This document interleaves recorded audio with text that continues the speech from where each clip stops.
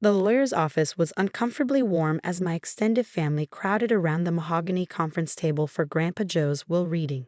Everyone was there. Uncle James and his wife Patricia in designer farm wear they'd probably bought just for this occasion. My cousins Mark and Lisa in their corporate suits, and various other relatives who hadn't visited Grandpa in years, but suddenly found time to attend his will reading. I sat quietly in my worn jeans and work boots, still with dirt under my fingernails from morning chores at the veterinary clinic where I worked. As the only large animal vet in 3 counties, I couldn't exactly take a day off to change clothes for this. And to my granddaughter, Sarah Mitchell, I leave my farm property, including all land, buildings, and equipment. Mr. Thompson, the lawyer, paused as whispers erupted around the table. The old farm? Uncle James's voice dripped with disdain. That's hardly fair distribution. The place is worthless, hasn't produced a viable crop in years. I thought about the countless weekends I'd spent at that farm during my veterinary studies, helping Grandpa Joe tend to what he called his special project in the backfields. He'd been so secretive about those plants, never letting anyone but me near them. Joe was hardly in his right mind these past few years, Aunt Patricia added, patting her perfectly coiffed hair. Wandering around that farm, muttering about his plants. Should have sold to that development company when he had the chance. Mr. Thompson cleared his throat. The will is quite clear and legally sound. Ms. Mitchell also receives the contents of Mr. Crawford's private study, including all research materials and documentation. That got my attention. Grandpa's study had been off limits to everyone, even me. He'd spend hours in there, making notes and talking on the phone with someone he only referred to as the professor. Research materials, Mark snorted. Probably his collection of seed catalogs and farmers' almanacs. What a waste. I remained silent, remembering Grandpa's last words to me 3 weeks ago. Sarah, girl, he'd said, his voice weak but his eyes sharp as ever. Remember what I taught you about patience. Some things take time to grow, but the harvest is worth the wait. After the will reading, Uncle James cornered me in the parking lot. Listen, Sarah, be reasonable. That farm's been losing money for years. The soil's degraded, the equipment's ancient. I'll give you $50,000 for it. More than it's worth, really. Save you the hassle of trying to sell it yourself. I looked at my uncle, really looked at him. He'd spent his life in boardrooms and country clubs, building his real estate empire while mocking Grandpa's devotion to his worthless farm. No thank you, Uncle James, I said politely. I think I'll hold on to it. Don't be stubborn, he persisted. What do you know about farming? You're a vet, for God's sake. I know enough, I replied, thinking of all those weekends with Grandpa, learning things that went far beyond traditional farming. And I'm not selling. That evening, I drove out to the farm, my farm now. The sunset painted the old Victorian farmhouse in shades of gold and pink. It needed work, sure. The paint was peeling, the porch steps creaked, but it felt like home. Inside, everything was exactly as Grandpa had left it. His coffee mug still sat on the kitchen counter, his reading glasses folded neatly beside it. But it was his study I needed to see. The key was exactly where he told me I'd find it, inside his favorite book, The Principles of Agricultural Genetics, tucked between pages 187 and 188. My hands trembled slightly as I unlocked the study door. The room was smaller than I remembered from childhood glimpses, but every surface was covered with papers, notebooks, and scientific equipment I didn't recognize. The walls were lined with photographs of plants in various stages of growth, each meticulously labeled with dates and numbers. I sat at his desk and opened the top drawer. Inside was a letter addressed to me. Dear Sarah, if you're reading this, then the time has finally come.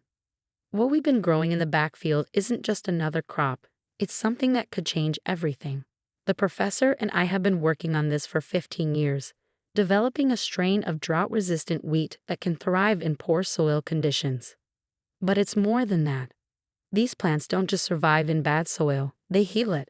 Every harvest makes the soil better, richer. We've done it, Sarah. We've created a sustainable solution to soil degradation and food security. The patent application is already filed, in your name. I put everything in motion months ago when the doctors told me how long I had left. All the documentation is in the safe behind the east wall photograph. The combination is your mother's birthday. There's one more thing. In 3 days, Professor Helena Zhang from the State Agricultural University will visit to test the latest crop.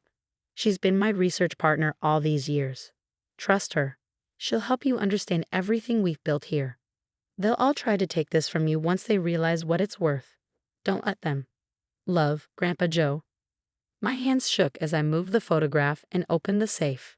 Inside were folders of research data, legal documents, and correspondence with agricultural companies worldwide. The patent application alone was over 300 pages. As I read through the materials, my phone buzzed repeatedly. Texts from Uncle James, each one increasing his offer for the farm. He knew something. But how? A knock at the door startled me. Through the window, I saw an unfamiliar car in the driveway. A woman in her 60s with silver hair stood on the porch, carrying a briefcase. "Miss Mitchell," she called out, "I'm Professor John. Your grandfather asked me to come." I took a deep breath and went to open the door. Whatever Grandpa had created in that backfield, whatever secrets this professor held, I had a feeling my life was about to change dramatically. And somewhere I could almost hear Grandpa Joe chuckling and reminding me about patience. Professor Helena Zhang didn't waste time with small talk. As soon as I let her in, she pulled out a tablet and started showing me data. "Your grandfather was brilliant," she said, her eyes bright with enthusiasm. "We've been testing this wheat strain for 3 years now. The results are beyond anything we expected." She pulled up a series of satellite images showing the backfield's transformation. What had once been dusty, depleted soil now showed rich, dark earth teeming with life. "The plants don't just grow in poor soil," she explained. "They actively regenerate it. The root system produces enzymes that break down contaminated soil components while fixing nitrogen at unprecedented rates. Each harvest leaves the soil better than before." I thought about all those secret weekends with Grandpa, watching him carefully tend to his mysterious crops. How valuable is this exactly? Professor Zhang smiled. "Sarah, do you know how many agricultural regions worldwide are dealing with soil degradation? How many countries are struggling to feed their populations because their farmland is becoming unusable?"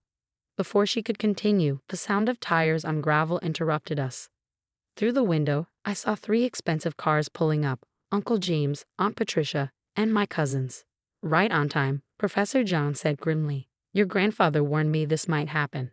Someone at the patent office must have leaked the application details." I squared my shoulders and went to meet my family. They burst in without waiting for an invitation. "Sarah," Uncle James said smoothly, "I've been trying to reach you.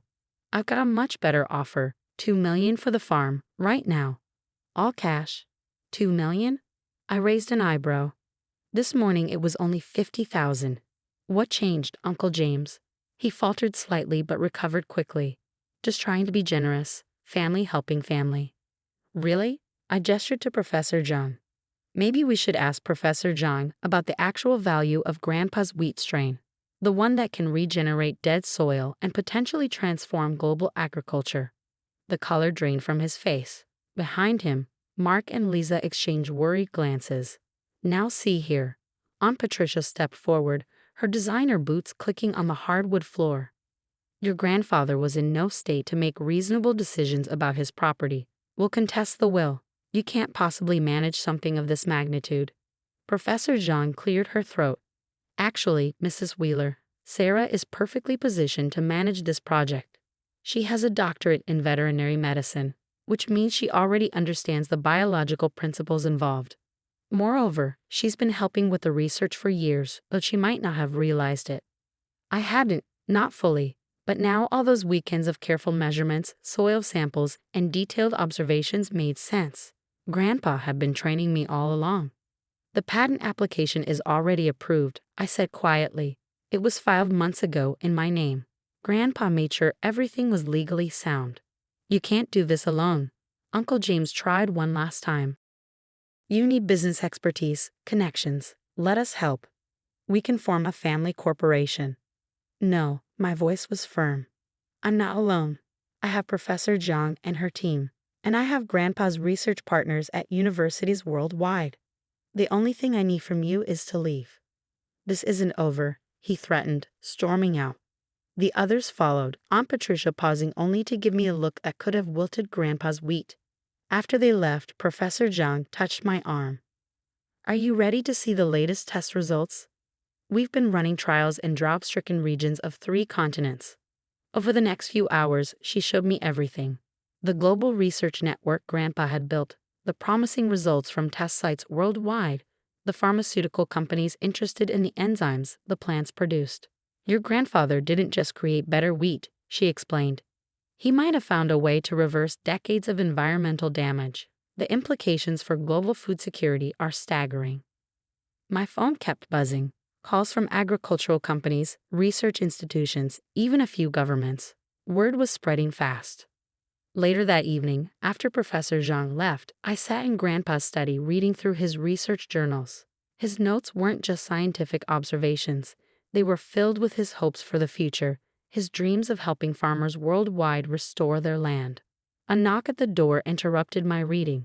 It was Jenny, my assistant from the vet clinic. Sarah? The whole town's talking about what's happening out here, and there's a line of reporters at the end of your driveway. I sighed, so much for keeping things quiet.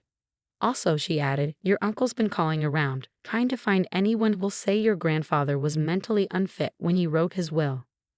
I smiled, remembering the detailed research notes, the careful patent applications, the global network of scientists. Let him try.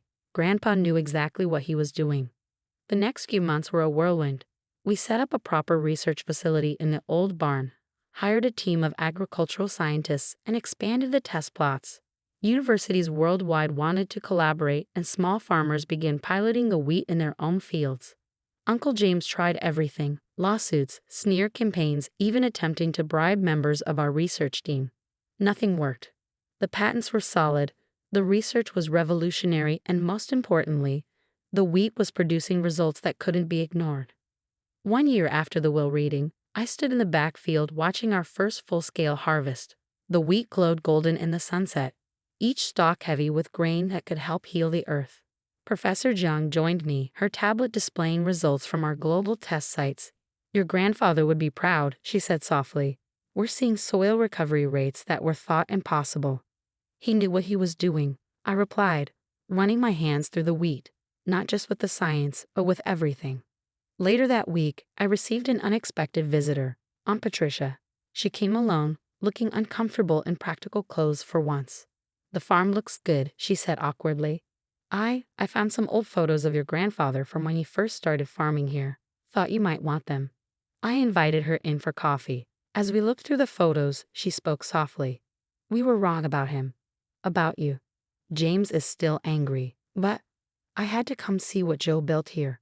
I showed her the research facility, explained the project in terms she could understand. By the time she left, something had shifted between us. The following spring, we hosted our first regenerative agriculture conference. Farmers from around the world came to learn about Grandpa's wheat and its soil healing properties. I watched them walk the fields, hope in their eyes as they saw what was possible. Uncle James and my cousins didn't attend, of course. Last I heard, they were busy trying to launch their own agricultural research company. Good luck to them. Some things can't be rushed or bought. In Grandpa's study, which I've kept exactly as it was, I often sit and read his journals. One entry particularly stands out. The real value of land isn't in what you can sell it for. It's in what you can grow there, not just crops, but hope, innovation, change. Sarah understands this. She'll know what to do when the time comes.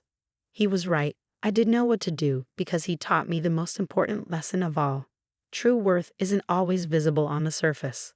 Sometimes you have to dig deeper, be patient, and trust that what you're growing will change the world. Last week, a young farmer from a drought-stricken region sent us photos of his first harvest using our wheat.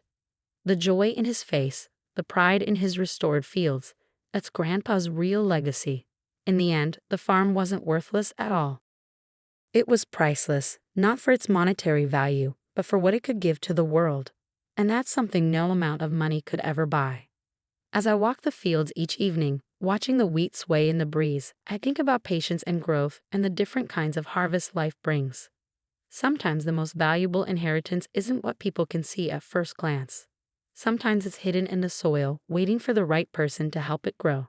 And sometimes, just sometimes, those worthless things turn out to be exactly what the world needs most.